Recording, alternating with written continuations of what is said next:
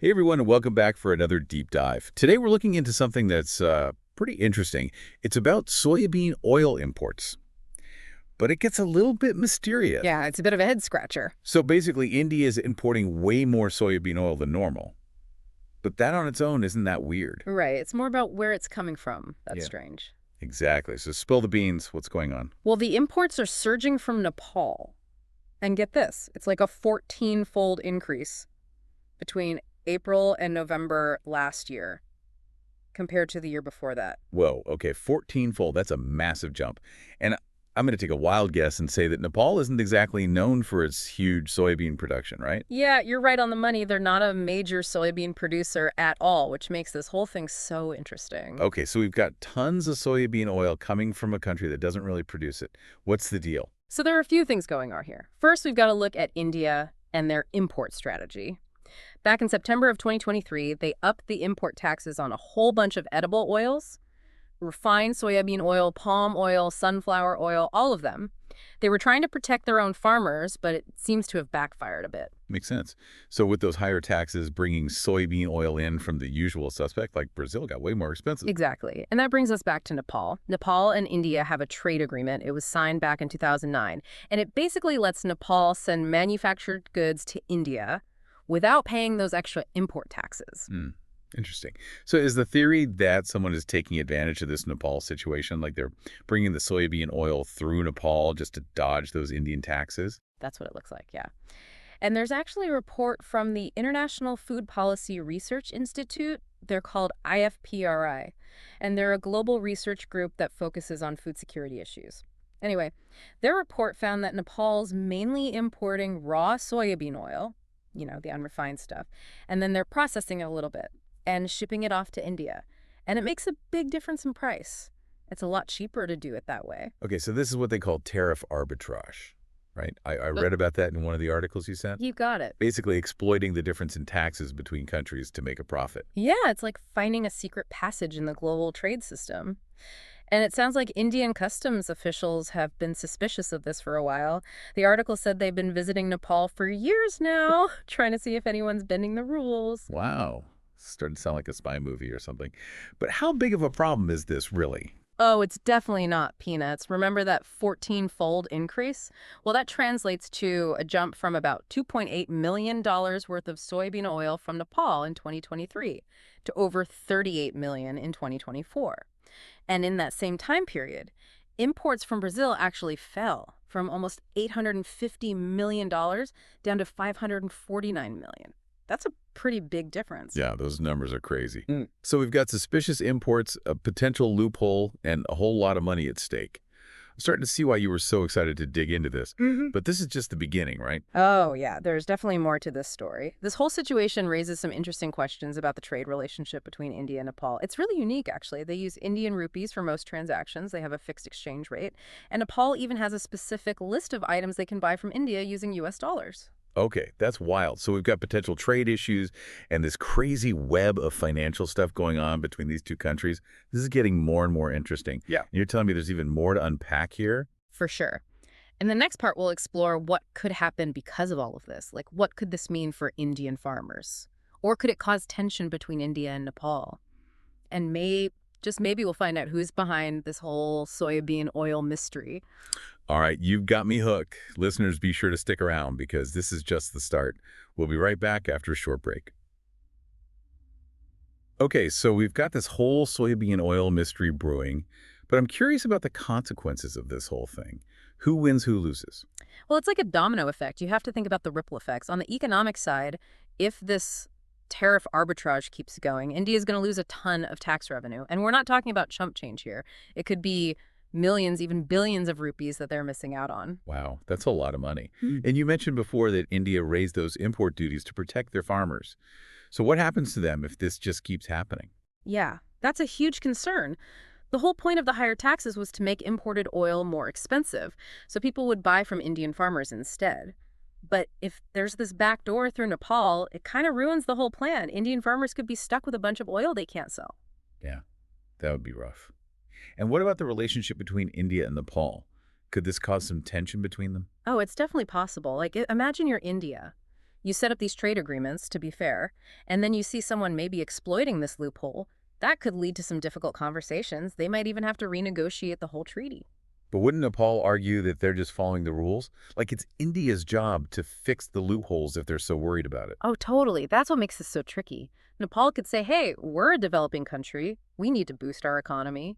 And this trade agreement helps us do that. It becomes this balancing act between their economic interests and international relations. Wow, this is way more complicated than I initially thought. So let's recap for our listeners.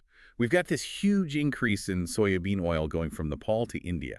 And it seems like there's some tariff arbitrage happening, taking advantage of the different taxes to make a profit.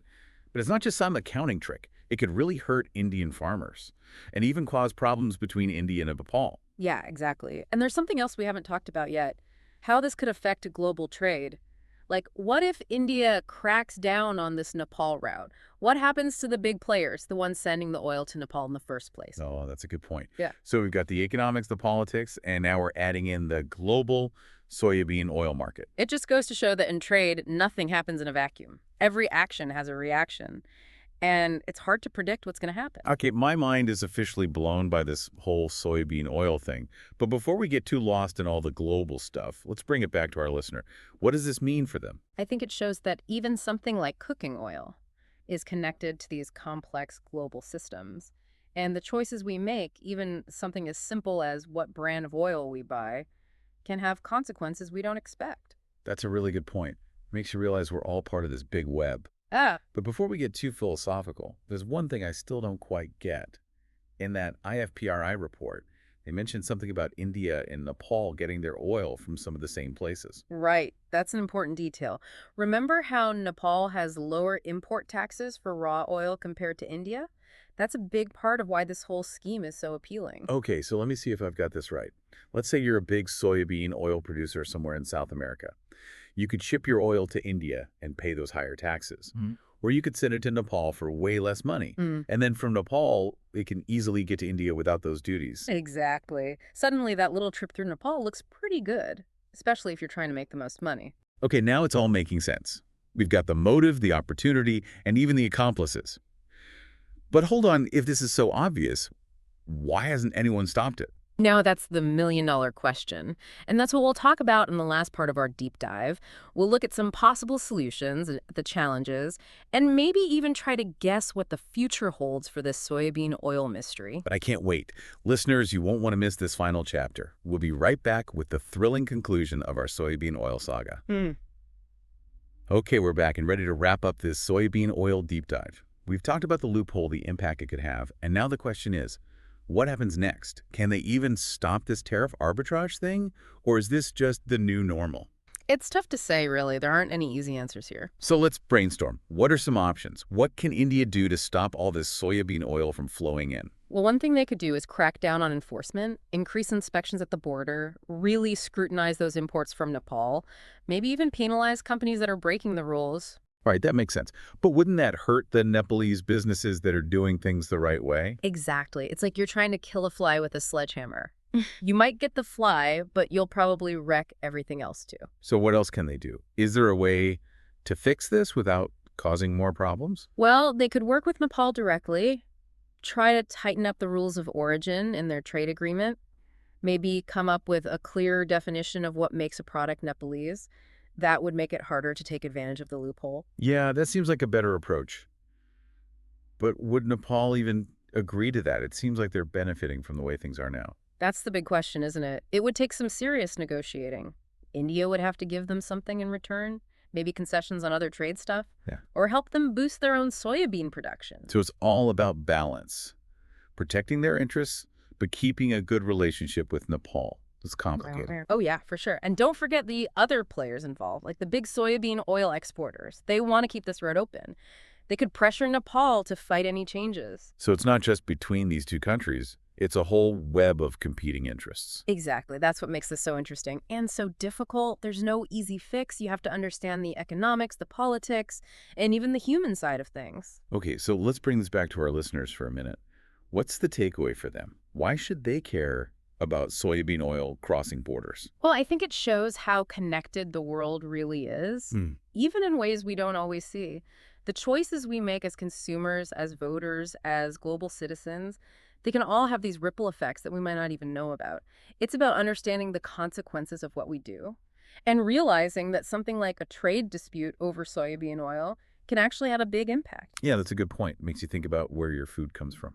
Exactly. And it shows that we can't just focus on what's happening in our own little world. We have to stay informed about global issues, talk about them, and try to find solutions that work for everyone. That's a great way to put it.